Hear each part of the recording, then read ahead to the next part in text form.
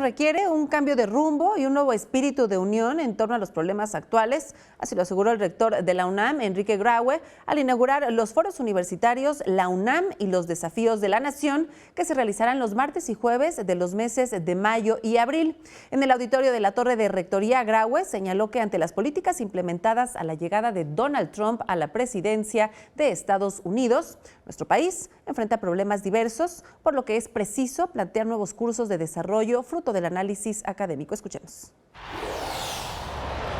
Se precisan de nuevos cursos de desarrollo planteados desde un análisis académico que reflexione sobre nuestras realidades, que plantee cuáles son nuestras fortalezas y cuáles nuestras debilidades, de reflexiones que nos permitan destacar cuáles han sido nuestros logros y vislumbrar las oportunidades que tenemos como nación.